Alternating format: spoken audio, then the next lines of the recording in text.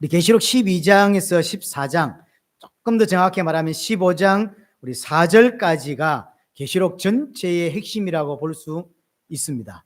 이게 이 12장부터 15장 초반까지의 이 내용에는 7가지 환상이 나옵니다. 처음에 3가지 환상이 먼저 나왔는데요. 용과 바다에서 올라온 짐승, 땅에서 올라온 짐승이 나왔죠. 이 세 짐승은 한마디로 성삼위 하나님을 흉내내는 거짓 영이라고 했습니다. 그래서 많은 이적을 행하고 능력을 가지고 성도들을 미혹합니다. 그래서 거짓 하나님을 섬기게 만드는 거죠. 어디에서 활동하냐면 교회 안에서 활동하는 것을 말하고 있습니다. 거짓 말씀을 가지고 거짓 그리스도를 믿고 거짓 하나님을 믿게 만드는 활동을 한단 말이에요. 이게 교회 안에서 일어나는 사실을 기억하셔야 돼요. 이런 거짓 영들의 특징이 뭐냐면 100%입니다. 육신을 쫓아 살도록 만들어요. 그게 거짓 영들의 특징입니다. 이 땅에 필요한 것을 채워주면서 거짓 하나님, 인간이 만든 하나님을 섬기도록 그렇게 만들어 갑니다. 근데 여기 왜 넘어가냐면 인간은 육신을 가졌고 모든 사람은 다 나 중심이에요. 여기서 벗어나기가 쉽지 않습니다. 나 중심이기 때문에 속지 않을 사람이 사실은 별로 없어요. 평생 교회 다니고 지옥 가는 일이 일어납니다. 기억하셔야 돼요. 평생 교회 다니고 평생 하나님 섬기고 결국 지옥 가는 일이 일어난다고요. 왜 그렇습니까? 거짓 하나님을 하나님으로 잘못 믿었기 때문에. 거짓 말씀을 진리라고 믿었던 거죠. 그리스도가 아닌데 그리스도라고 생각을 했던 거죠. 자기가 만든 그리스도고 오늘 3가지 환상을 통해서 3가지 영, 이 하나님 흉내내는 영이었는데 그렇게 알지 못했던 거죠. 이 일이 교회 안에서 일어나고 있다는 거죠. 그래서 거짓 복음의 특징은 딱 한마디로 육신을 따르게 만듭니다. 육신을 따르게 만드는 거죠. 그래서 그들은 응답이 기준입니다. 믿음의 기준이 뭐냐? 응답이에요. 그래서 우리는 어떤 교회는 응답 못 받는다. 우리는 응답 받는다라고 하면서 그 응답을 자세히 보면 전부 육신입니다. 그럼 그 응답을 누가 줬냐면 하나님이 준 게 아니라 거짓 영, 거짓 하나님이 줬다니까요. 그래서 응답이 우리의 믿음의 기준이 아니라니까요. 많은 사람들이 육신적으로 복을 받으면 그게 하나님이 주신 복이다라고 착각을 하게 되고 그런 사람들일수록 교회에 간증을 합니다. 그러니까 그 간증을 들은 사람들은 어떻게 하나님을 믿을 수밖에 없냐면 하나님을 믿는 것은 저런 축복을 받는 거구나 라고 생각을 하는 거죠. 아닌데 이게 거꾸로예요 사실. 그렇게 거짓 하나님을 따라가는 사람들을 보고 성경에서는 666 짐승의 수를 받은 자다라고 말을 합니다. 그래서 하나님의 택한 자가 아니면 전부 다 속아 넘어가는 거예요. 이건 지금 계시록 중후반부터는 전부 교회 밖에 일어나는 일을 설명하고 있지 않고 교회 안에 있는 일들을 설명하고 있습니다. 마지막 때가 되면 거짓 영들이 일어나서 교회 안에서 어마어마한 메시지를 퍼부을 건데 특별히 메시지와 함께 이적과 능력과 이런 것들로 사용해서 사람들을 미혹해. 정확히 말하면 교회 안에 있는 성도들을 미혹한다고. 그건 대부분 다 따라간다니까요. 육신을 가지고 있기 때문이고 또 육신이 믿음의 기준인 것처럼 설명을 하는 것입니다. 예수 잘 믿으면 복 받는다. 이게 그들의 주 메시지인데 그게 거짓 영이 하는 메시지라고 하는 것이죠. 하지만 14만 4천 하나님이 예비하고 선택된 하나님의 사람은 그게 속아 넘어가지 않더라는 거죠. 그 사람 14만 4천 그 사람의 이마에 하나님의 이름, 어린 양의 이름이 박혀 있는 거죠. 이 사람은 어떤 어려움이 와도 휩쓸려 가지 않고 믿음을 따라가더라는 거죠. 이 사람만. 왜냐? 하나님이 보호하니까. 이 사람들은 그 믿음을 지키는 일 때문에 핍박을 받고 어려움을 당합니다. 초대교회로부터 지금까지 똑같습니다. 그래서 진짜 성도는 믿음을 지키는 것 때문에 세상으로부터 불리함을 당하고 고난을 받고 박해를 받는 일이 일어나죠.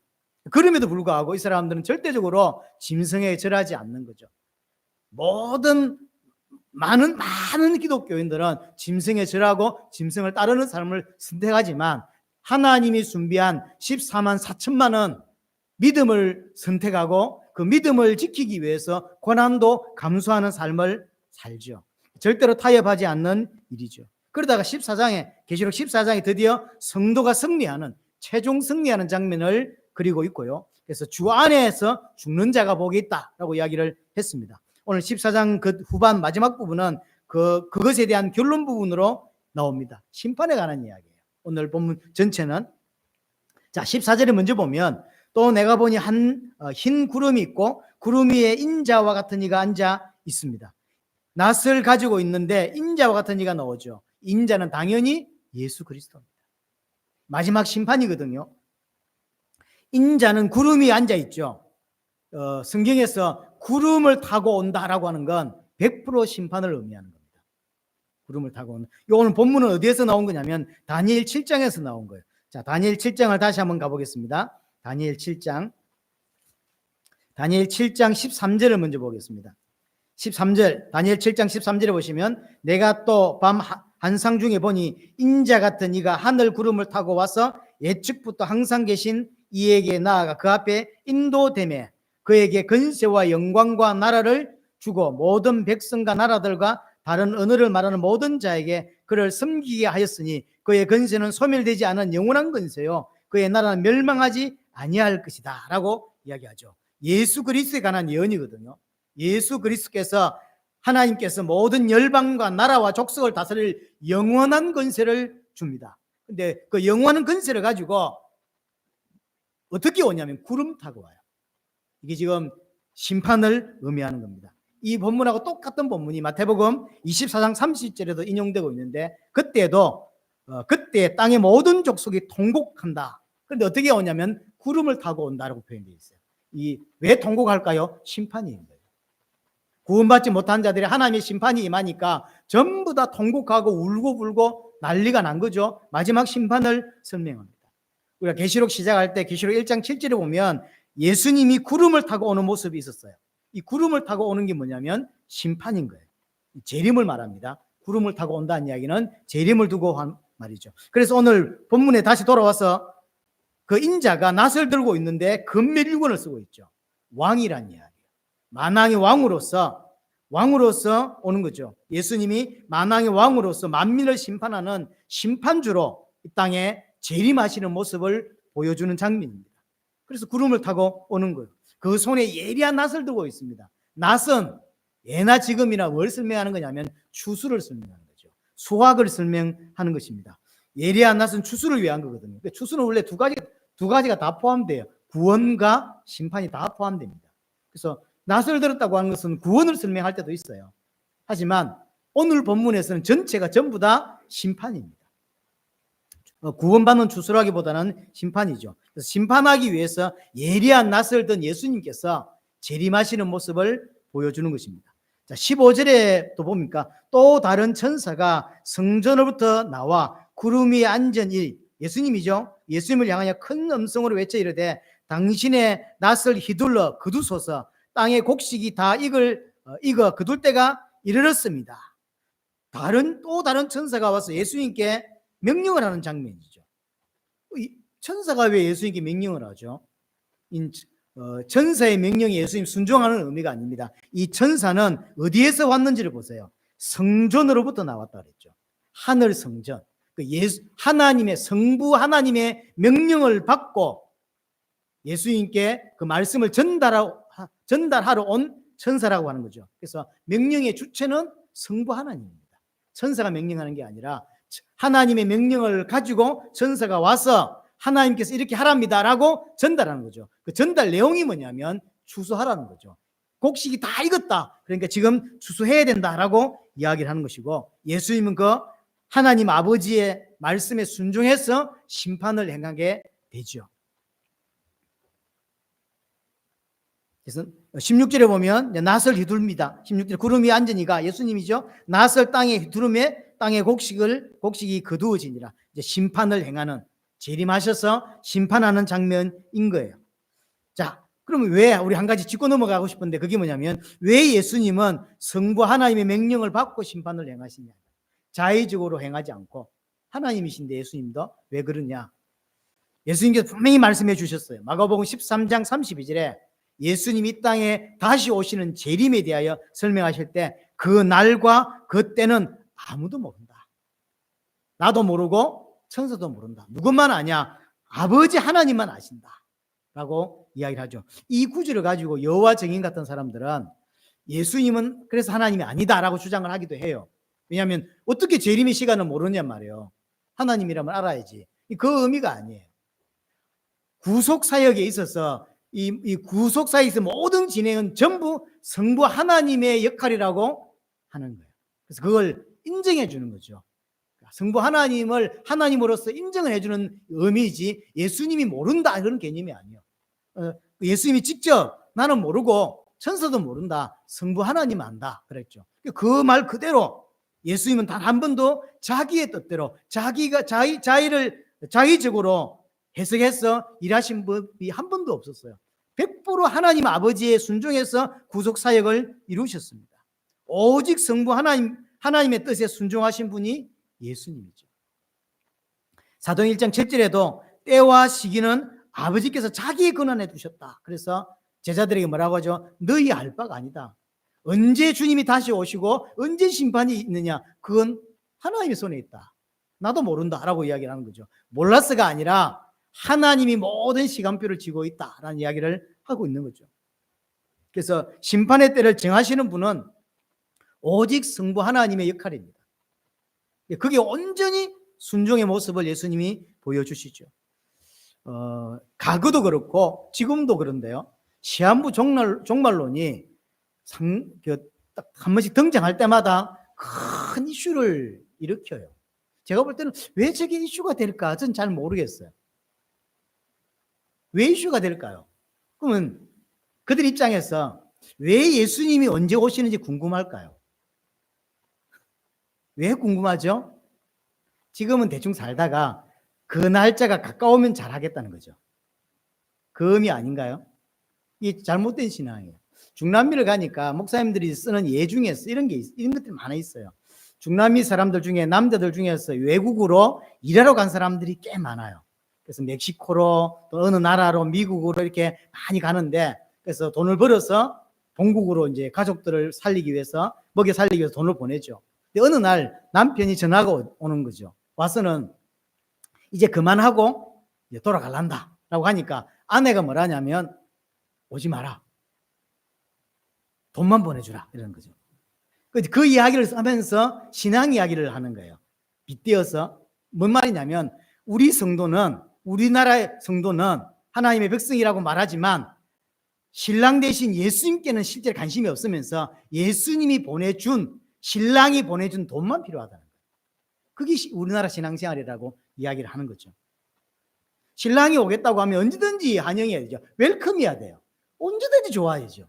그런데 그렇지가 않다는 거죠. 왜 시한부 종말론이 일어날 때마다 사람들이 흔들리냐라고 할 때 신앙생활을 지금 잘 못하고 있기 때문이에요.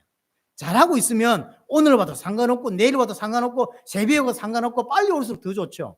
하지만 그렇지 않은 거죠. 지금 대충 내가 하고 싶은 대로 살다가 그 날이 다 되면 열심히 하겠다는 거죠. 잘못된 신앙이에요. 그래서 우리는 성경에서는 뭐라고 이야기하냐면 오늘 당장이라도 올 수 있다는 사실을 명심해야 된다는 거예요. 그게 우리 신앙의 핵심입니다. 우리 살아있을 때 오냐 안 오냐 중요한 게 아니요. 우리 신앙의 핵심은 뭐냐면 오늘이라도 올 수 있어야 돼요. 그죠? 그러면 웰컴이에요. 그래서 깨어있으라고 이야기를 하거든요. 그래서 우리는 어떤 신앙생활을 해야 되냐면 지금 당장이라도 주님 오셔도 섭섭하거나 아쉬운 게 없는 인생이에요. 적금을 20년째 부었는데 내일 당장 오시면 아깝겠죠. 썰걸.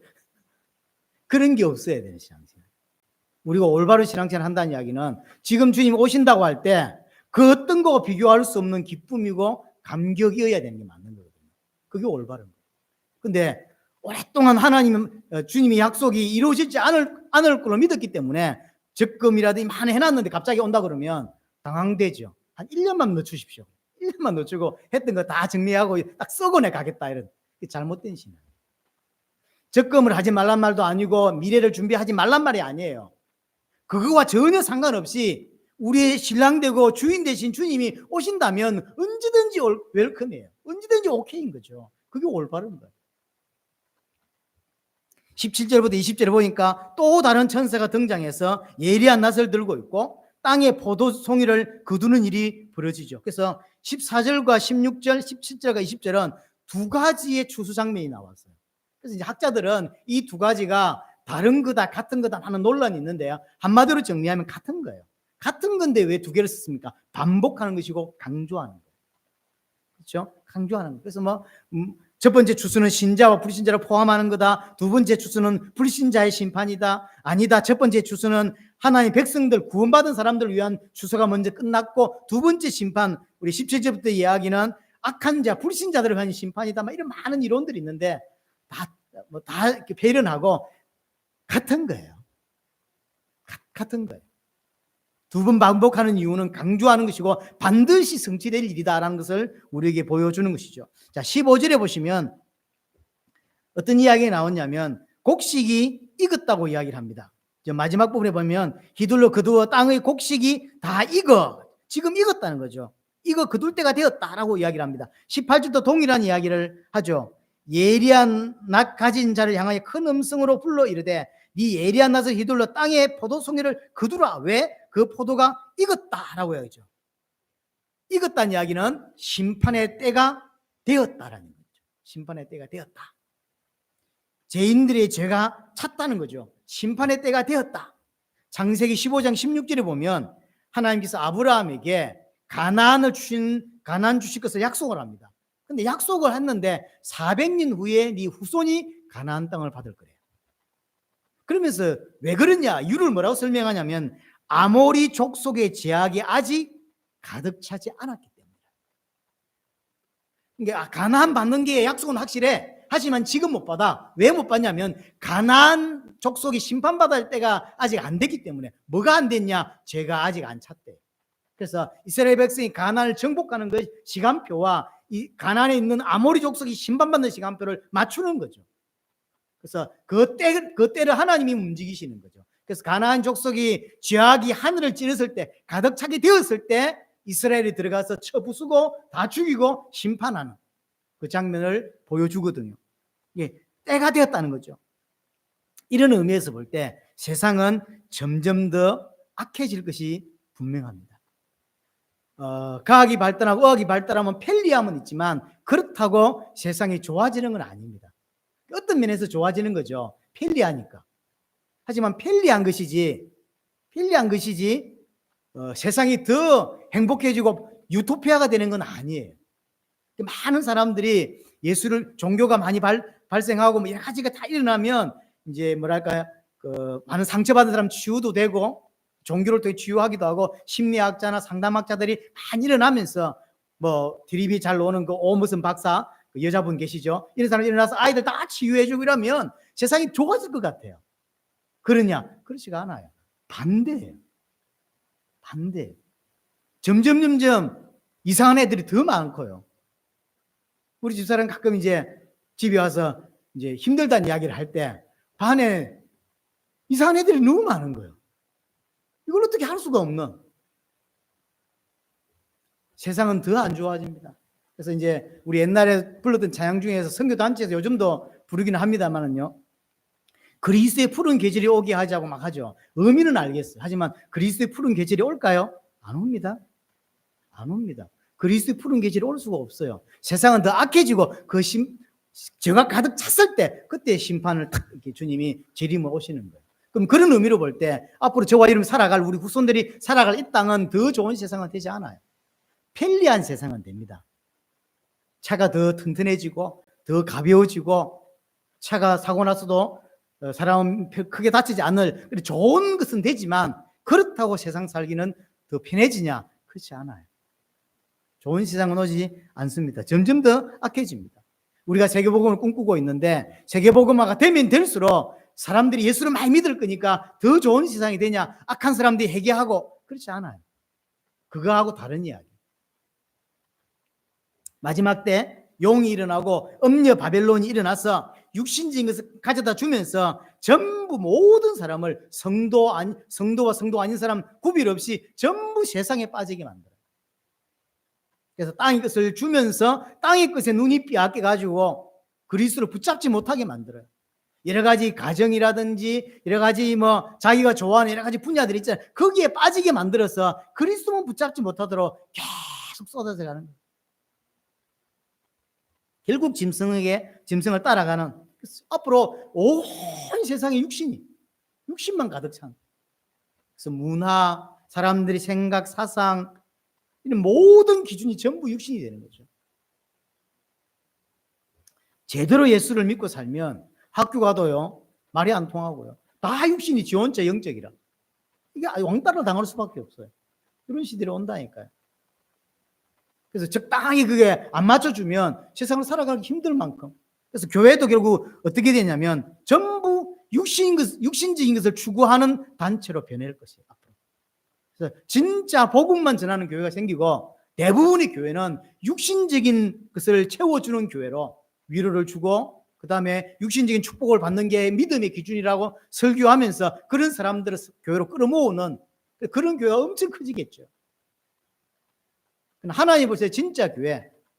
용이 어마어마한 물을 쏟아내고 말씀을 쏟아내면도 불구하고 그게 휩쓸리지 않고 딱 하나님 보실 때 교회, 그 교회는 그런 거 아무 상관없이 오직 복음으로 오직 믿음으로 왕따를 당해 상관없이 믿음을 지키며 사는 교회가 탄생하고 나머지 대부분의 교회들은 육신에 빠지는 교회가 됩니다. 육신을 위해 존재해요. 그렇게 빠지게 될 겁니다. 안타깝겠죠. 이러면 어떤 교회를 만들고 싶습니까? 사람들이 적당히 많이 오고 그럼 좋겠죠. 저도 그걸 원합니다. 하지만 진짜 하나님 원하시는 교회는 정말로 성경 그대로의 복음이 전달되고 성경에서 말하는 중요한 내용들이 여러분들이 계속 전달되어져서 그것으로 인하여 올바른 믿음, 하나님께서 원하시는 올바른 믿음을 갖추고 그 믿음으로 살아내는 올바른 신앙생활을 할 수 있는 그런 교회를 하나님은 원하세요. 근데 그런 교회가 앞으로 점점점 없어진다니까요.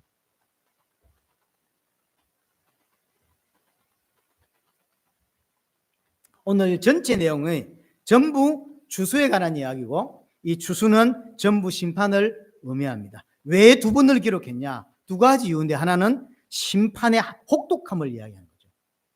심판의 혹독함. 또 하나는 이 심판은 반드시 성취된다. 반드시 일어난다. 라는 것을 우리에게 말해주고 있는 것입니다. 자, 이 주수의 이미지는 요엘서에서 가져온 건데요. 자, 요엘서, 구약성경 요엘서를 한번 보겠습니다.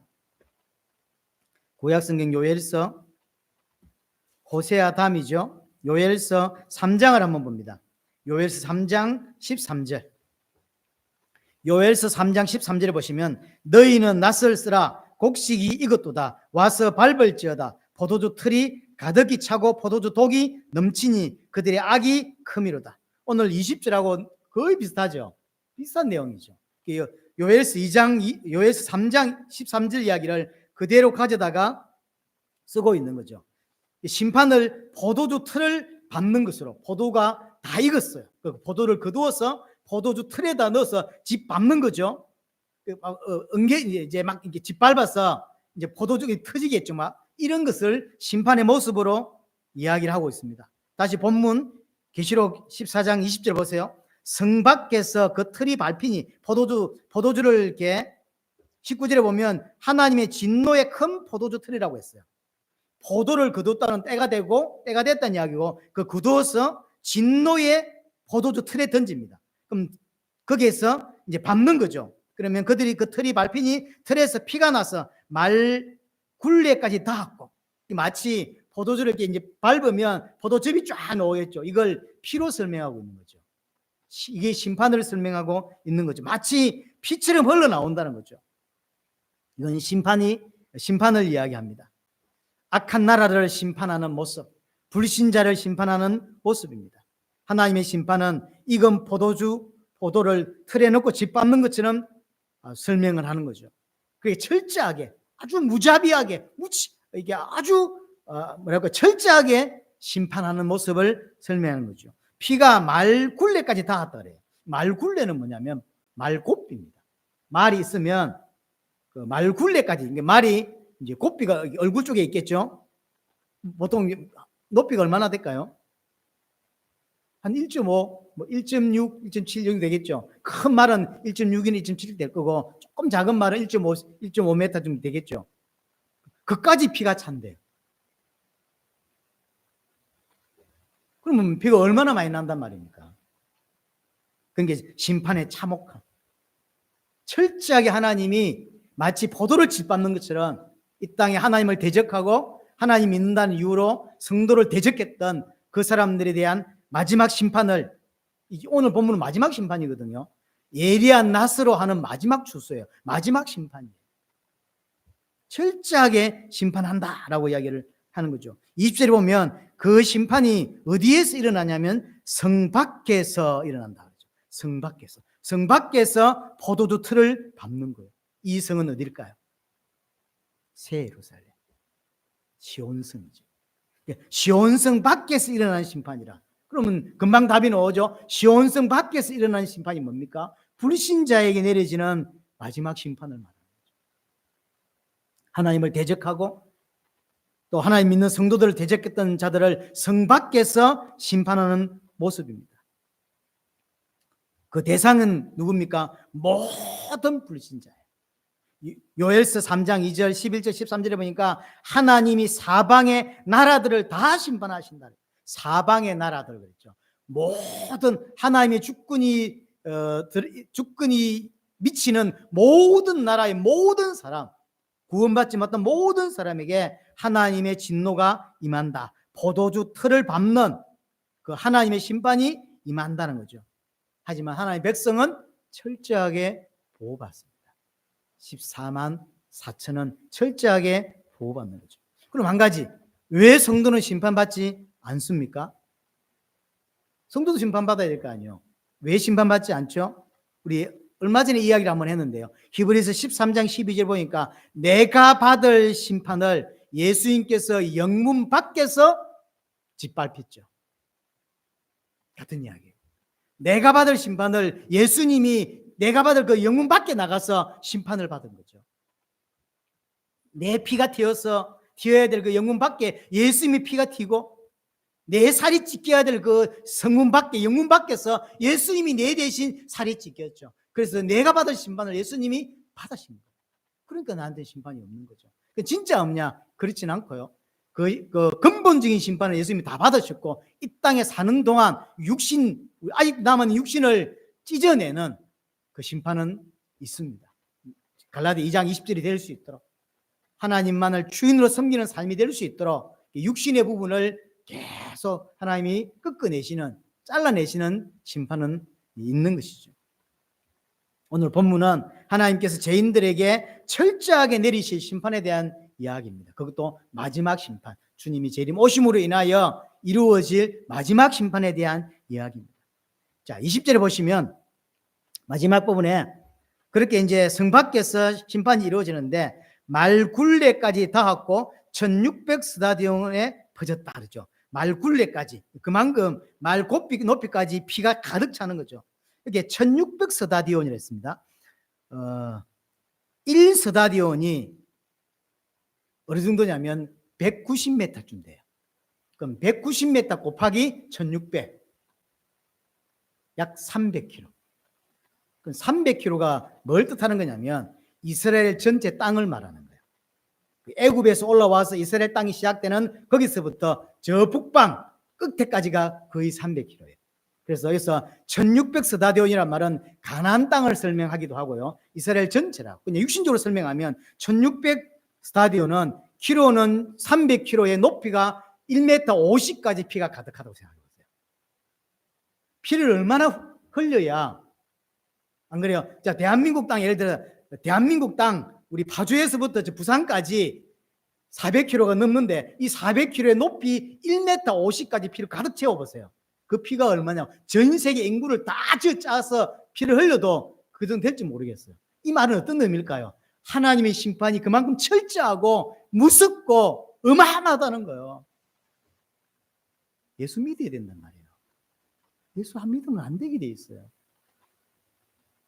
하나님의 심판의 무서움, 하나님의 심판의 참혹함을 이야기합니다. 또 다른 의미로는 이게 두 가지로 설명할 수 있는데요. 이 1600 스타디온이라는 게 4 곱하기 4 곱하기 10 곱하기 10이에요. 4와 10은 완전수거든요. 예를 들어서 사방에서 내 바람이 분달할 때 네 군데서 바람이 불어온다는 이야기 아니라 모든 곳, 전 세계를 말합니다. 하나님의 통치가 있는 모든 영역에 심판이 있다는 이야기거든요. 근데 4 곱하기 4 곱하기 10 곱하기 10이라 하거든. 10은 완전수예요. 4도 완전수지만 완전, 이 무슨 뜻이냐면 하나님의 완전한 심판이 있다는 거예요. 그럼 이게 무슨 의미냐면 하나님의 통찰이 있는 모든 세계에 완전한 심판이 임할 거라는 거죠.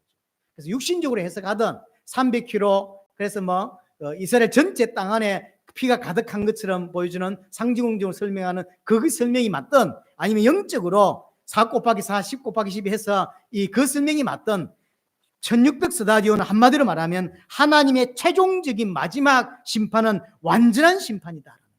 한 사람도 외에 없고 완벽한 하나님의 심판이 임한다라는 것을 우리에게 보여줍니다. 누구한테 임합니까? 성 밖에서 그리스도를 죽였던 자들에게. 불신자예요. 자기 생각이 옳다는 이유로 맞다고 생각하고 예수 믿는 사람들 또한 핍박하고 죽였던 그 성 밖에 있는 사람들에게 이루어지는 마지막 심판입니다. 우리는 어디에 있습니까? 성 안에 있습니다. 성 안에, 새 예루살렘 성 안에, 시온 성 안에 와 있습니다. 그리고 그 사람들 특징이 뭐냐면 이마에 하나님의 이름, 어린 양의 이름이 적혀져 있고요.